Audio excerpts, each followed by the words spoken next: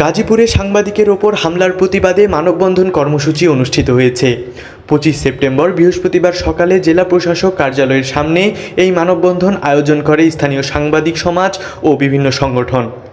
মানববন্ধনে বক্তারা বলেন, দৈনিক জনজাগরণের কান্ট্রি এডিটর এবং চ্যানেল 21-এর ব্যুরো প্রধান, একই সঙ্গে জার্নালিস্ট ওয়েলফেয়ার অ্যাসোসিয়েশনের সদস্য সাংবাদিক মোহাম্মদ জুলফিকার আলী জুয়েলকে কোনাবাড়ীতে নিউ মুন ফ্রেশ আবাসিক হোটেল এর মালিক, ম্যানেজার ও স্টাফরা প্রকাশ্যে হেনস্থা ও শারীরিকভাবে লাঞ্ছিত করে।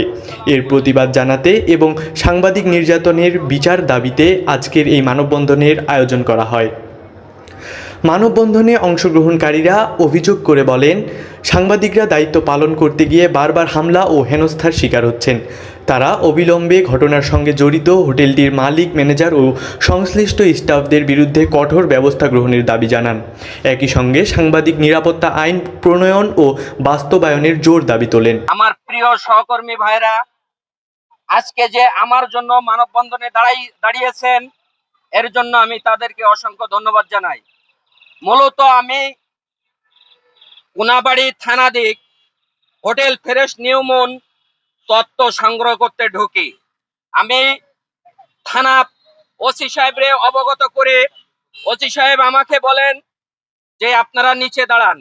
আমি নিচে দাঁড়িয়ে আমার সাথে আরো কয়েকটা হোটেল থেকে নিচে নামতে যাই। ওই সময় আমরা তাকে পথ রোধ করি, তাদের কাছে জিজ্ঞাসাবাদ করি। এই জিজ্ঞাসাবাদ করা থেকে হোটেলের মালিক, স্বপন, স্টাফ সহ, ম্যানেজার এবং স্টাফ সহ তারা আমার উপর আক্রমণ করে।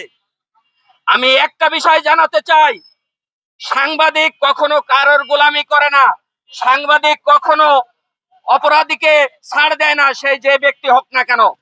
সাংবাদিক সব সময় ন্যায়ের পক্ষে থাকে।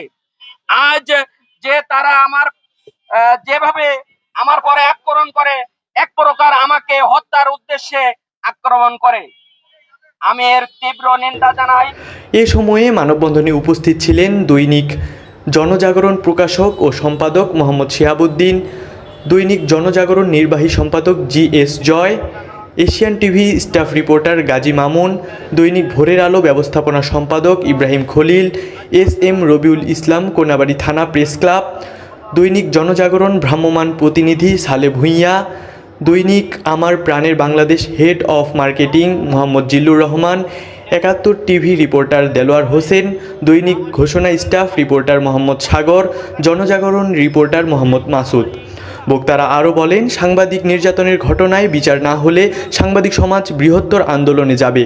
তারা প্রশাসনের কাছে অনতিবিলম্বে অভিযুক্তদের গ্রেপ্তার ও আইনের আওতায় আনার আহ্বান জানান।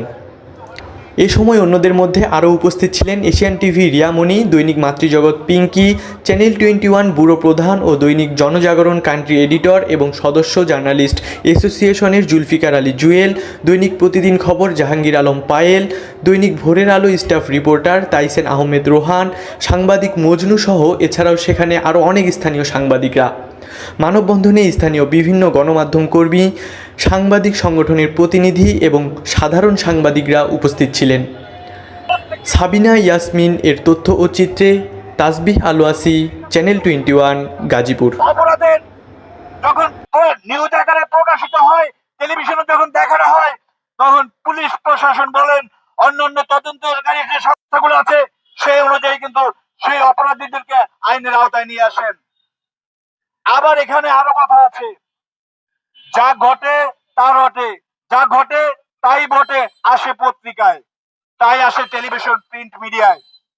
তাহলে আপনারা কিছু না ঘটলে, কিছু না করলে সেখানে সাংবাদিক যায় না। সাংবাদিক কারো তাবেদারি করে না।